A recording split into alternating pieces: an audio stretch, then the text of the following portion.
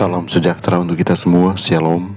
Waktu yang indah ini mari kita siapkan hati dan pikiran kita. Kita akan merenungkan kebenaran firman Tuhan.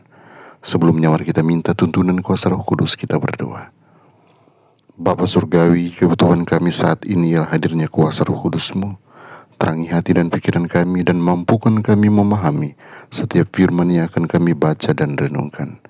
Di dalam nama Yesus, nama yang indah, kami selalu berdoa dan mengucap syukur. Amin.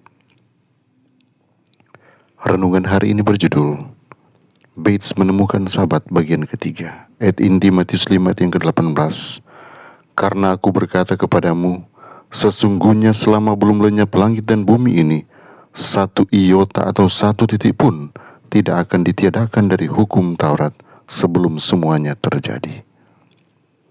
Salah satu yang paling berpengaruh di antara para penganut baptis hari ke-7 yang berinteraksi dengan kaum penganut ajaran Miller adalah Rahel Oaks.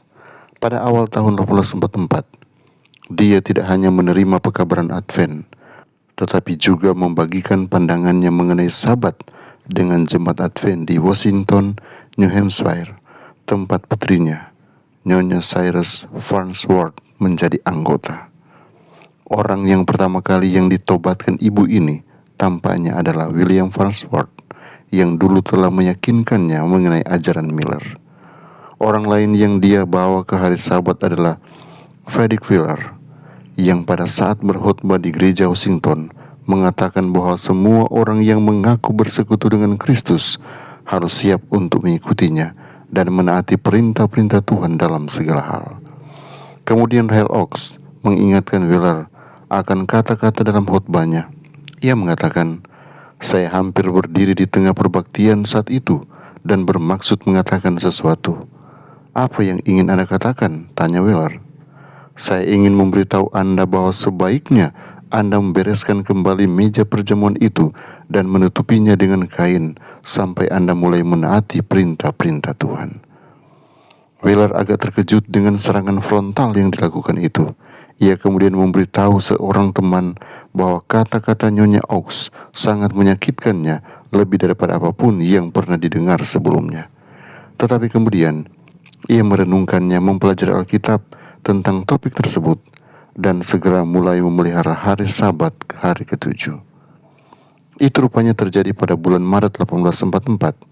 Selanjutnya, beberapa anggota jemaat Washington bergabung dengan Wheeler dan William Farnsworth dalam menghormati Sabat yang alkitabiah. Bila kelak saya berada di kerajaan sorga, salah satu orang yang ingin saya cari adalah Rahel Oaks. Dia pastilah sosok yang nyata yang dapat kita katakan tentang dia paling tidak adalah bahwa dia sama sekali tidak malu untuk membagikan kepercayaannya. Tuhan telah memberinya suara dan dia menggunakannya untuk menyebarkan kebenaran Sabat Tuhan.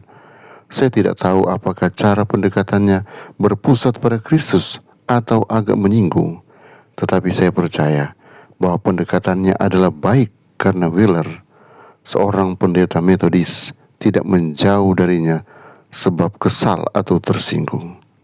Salah satu pelajaran dari Rahel Oaks adalah bahwa kita tidak pernah tahu seberapa luas pengaruh kita terhadap orang lain, dan itu berlaku untuk kita semua, termasuk Anda. Tuhan Yesus menolong kita memahami firman kebenaran ini. Mari kita berdoa. Bapa Surgawi, kami datang dengan penuh ucapan syukur, penjagaan, perlindungan nyata di tengah-tengah kami. Kami boleh ada saat ini dan mendengarkan firman-Mu.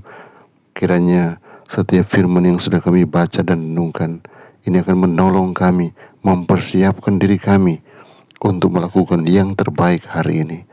Karena kami tahu Tuhan bisa menggunakan berbagai macam cara dengan cara Tuhan untuk menuntun kami kepada orang-orang yang membutuhkan pertolongan, kepada orang-orang yang siap untuk menerima kebenaran. Engkau akan berkati semua anak Tuhan yang mendengarkan channel ini.